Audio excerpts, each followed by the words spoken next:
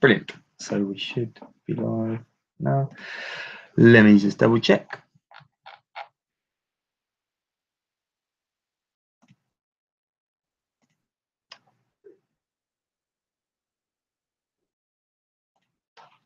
Brilliant. Right, okay. So obviously, good evening, everyone, and welcome to this week's webinar with SSG. This evening, Laura Mould and I have the pleasure of talking to you guys again about all things starting your own recruitment business, where tonight, in keeping with the theme from last time, we're going to really focus in on one area when it comes to the launch of your business, with the aim of then really going quite into that in terms of some key areas within that pillar, to kind of give you a good understanding of the account side of things if you are looking to ever launch your own business.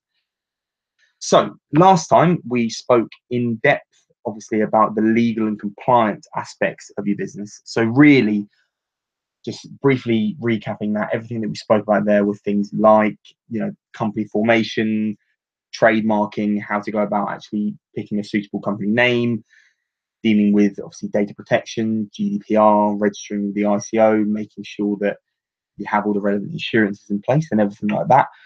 So all the other things, obviously, like ensuring that you have rigorous terms of business, tight compliance procedures, systematic onboarding processes as well for any temporary workers that you might employ as well. So I hope that that was useful for yourselves, and I hope that tonight will be equally as useful when we look to explore the accounting and back office provisions of your business.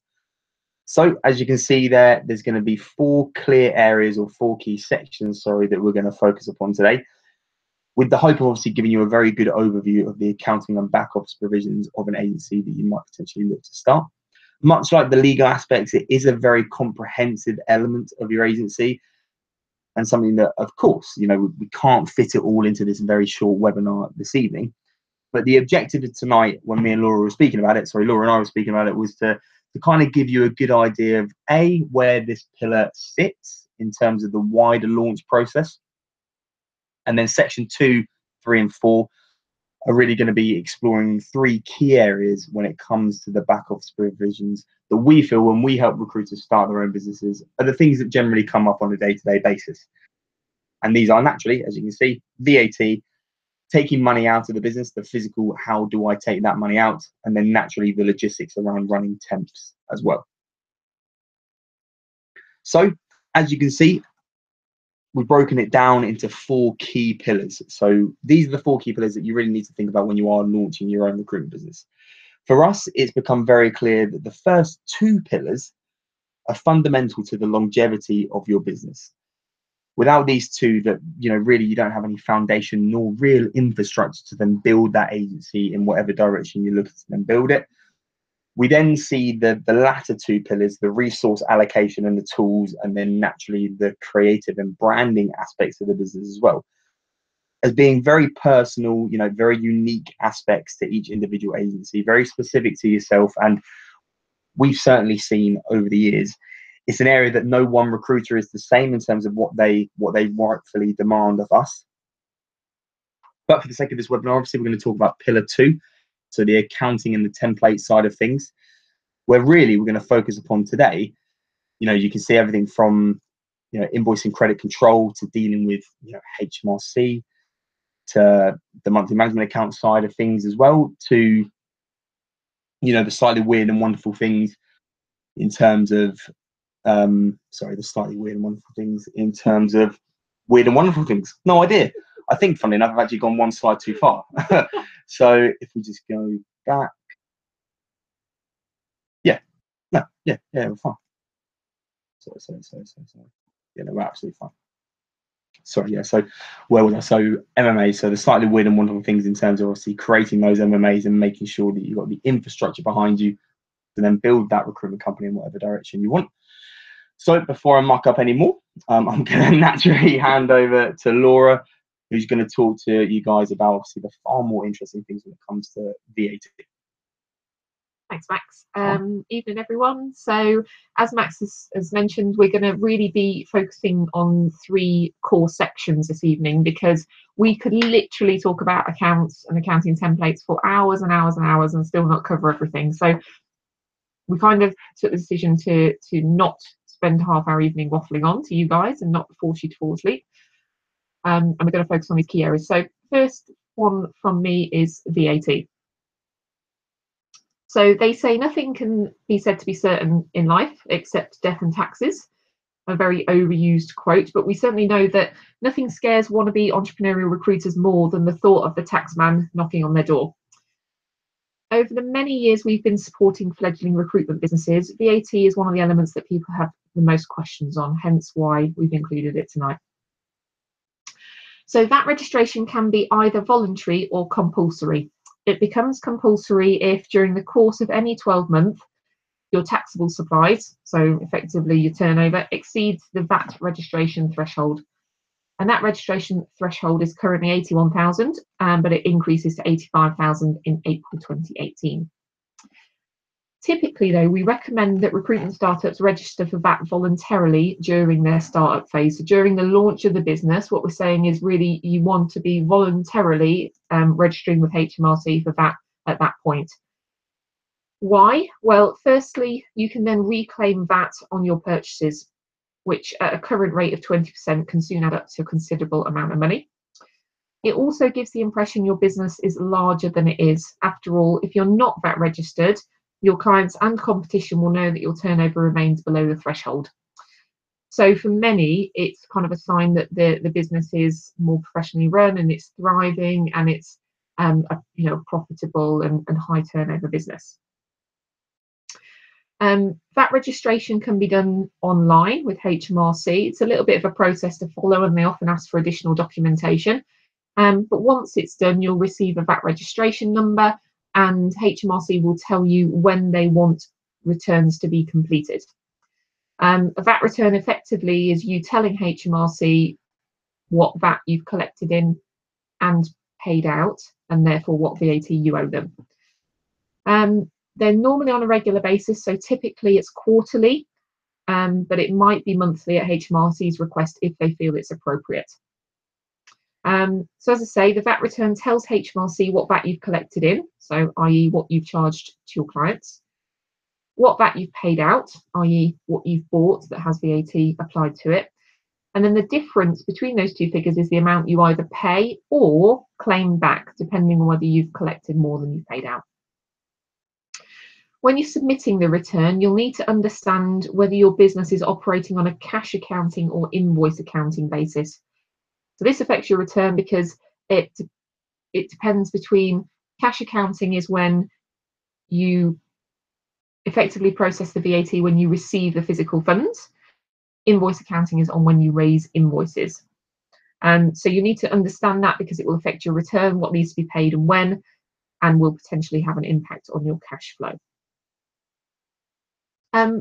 So that is the usual VAT scheme, but some of the businesses we support will inquire to us about the flat rate VAT scheme. And obviously they want to understand which scheme would be better for them financially, the standard or the flat rate. So with the flat rate scheme, you pay a fixed rate of VAT to HMRC. It does depend on your business type as to what that rate is. For small recruitment businesses, it's typically between 12 and 14% of turnover. What that does mean is that you keep the difference between what you charge out to your customer and the amount you pay to HMRC. However, it's not all win-win because it also means you can't reclaim the VAT on your purchases. So every time you pay out VAT on purchases, it's a cost to the business that you can't offset against the VAT you've collected. So in our experience, it's not generally beneficial for the sorts of businesses that we support to utilise the flat rate VAT scheme, although it does depend on your expenses and the rate that's allocated to you by HMRC. So typically, if you're thinking about starting a small recruitment business or you're already running a small recruitment business, then it's worth discussing your VAT options with an accountant or advisor, tax advisor, and they can help you decide which scheme is best for you. So that's it on VAT for now. Obviously, we'll be sticking around at the end to answer your questions on that. So anything that crops up, please let us know. I'm going to hand back over to Max, and he's going to talk to you about the fun stuff of taking money out of the business. Thank you very much, Laura. Thank you for that. That was good. So, yeah, as Laura quite rightfully said, I'm now going to talk to you about another area that we're going to focus upon, which I think is obviously the fun stuff, which is actually how do I then take the profits that I'm making in my recruitment business out of that business and into your own pocket. As I said, it is the slightly more glamorous end of the accounting support and advice that we do give. Of course, then it is something that, you know, if the fundamentals, funny enough, aren't in place, it doesn't tend to be that glamorous, if that makes sense. So one of the first things to establish, as obvious as it might sound, is the difference between yourself and ABC Recruitment, your recruitment business. These are essentially two separate entities, and despite the fact that you just so happen to own the agency, they are in fact two separate beings, and therefore from an accounting's perspective should be viewed in that way.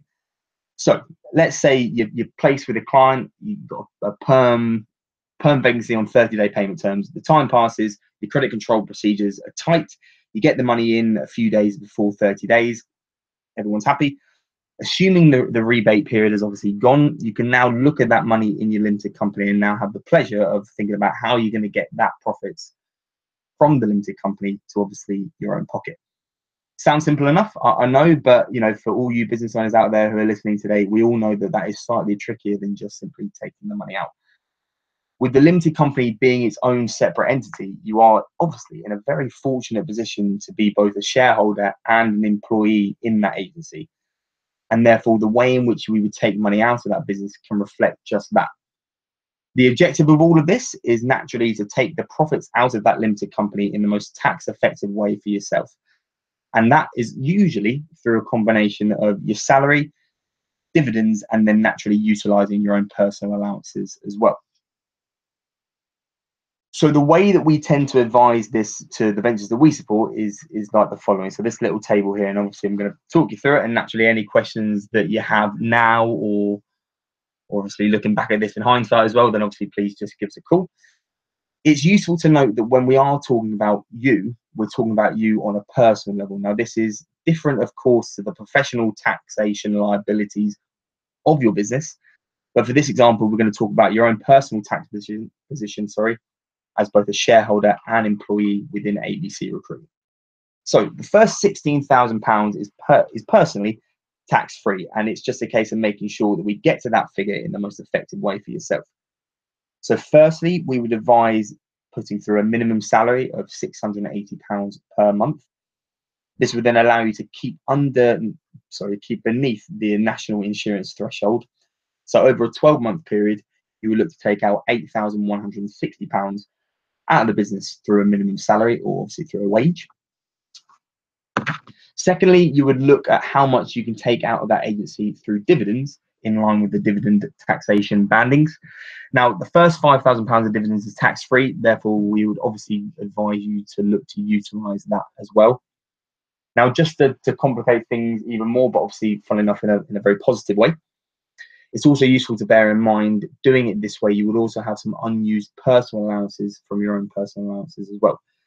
So personal allowances is tax-free up to £11,500. So whatever amount of that personal allowance you don't use up by your salary, you can then get to add that onto your £5,000 in your dividend tax-free pot and add that to your individual pot, which you can see there is the number 8,340 in this instance.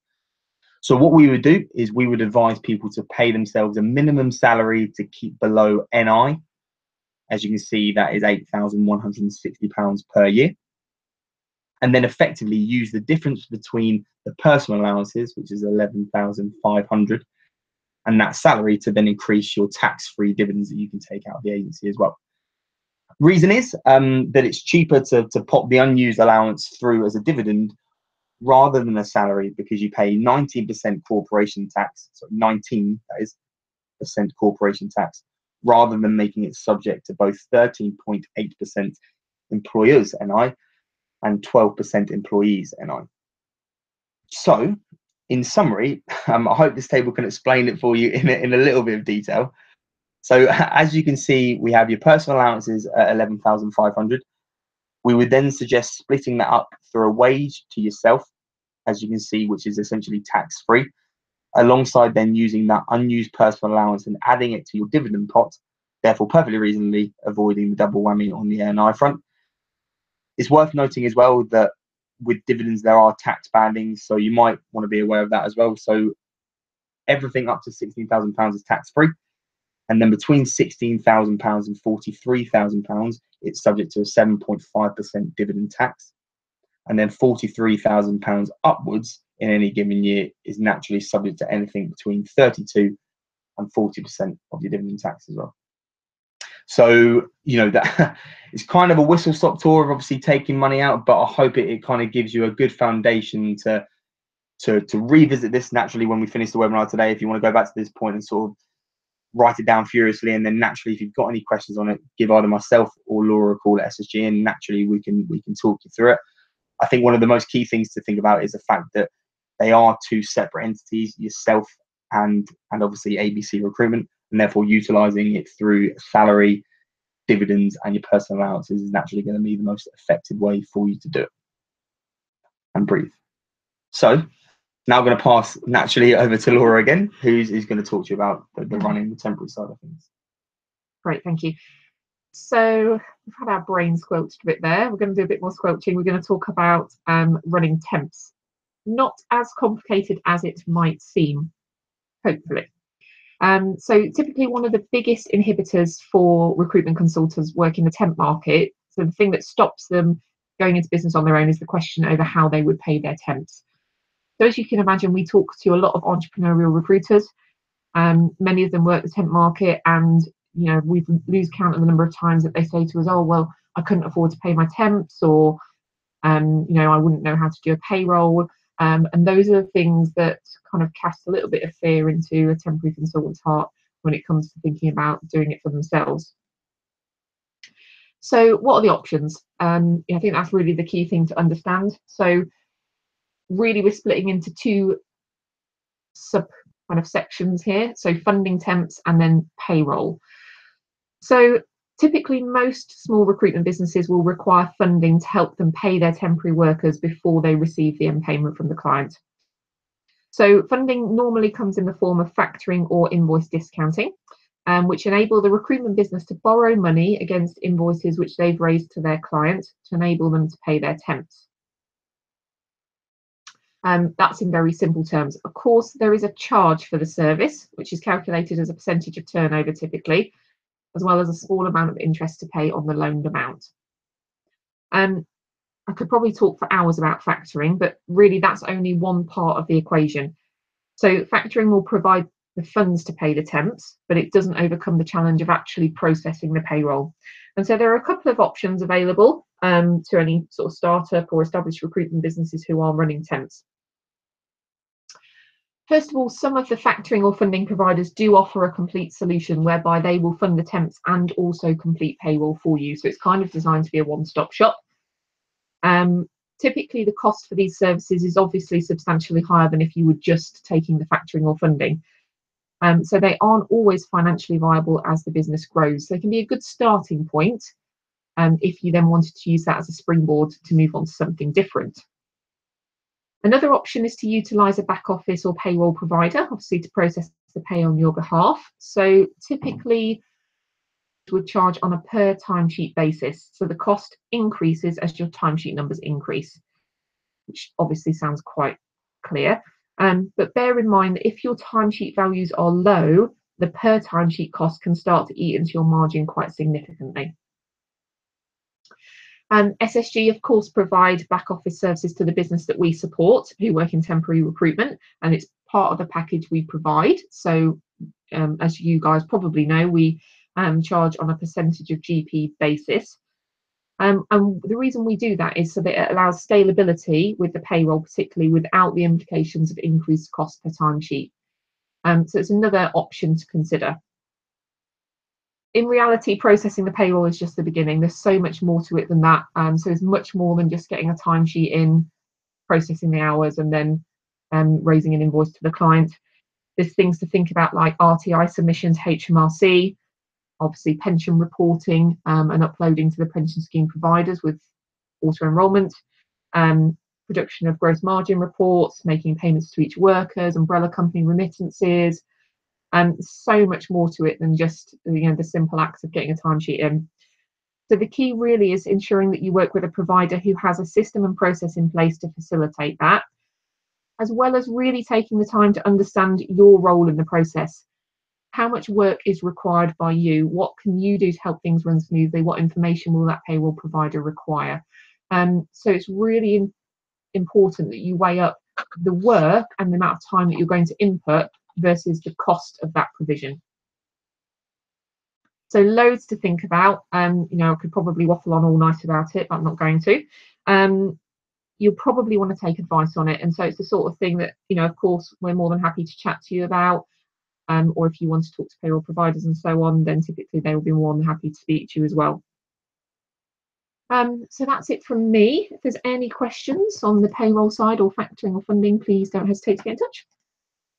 Brilliant. Thank you very much. And obviously, you know, from our side of things, if there are any questions on any of the areas that we did talk about today, so whether you have specific questions on VAT and taking money out of the business, on the payroll and the factoring side of things, or if it's a generally more of a holistic look at the account side of things, then I will just double check if there aren't any questions on here right now. And if there aren't, 2 seconds. Then of course, if you do have any questions at any point, please do either pop on to Discord, where naturally I will be, or just pop us an email and give us a call. Let me just double check. Nope. Perfect. Okay, well, obviously, thank you very much for your time, and see you soon. Thanks, everyone.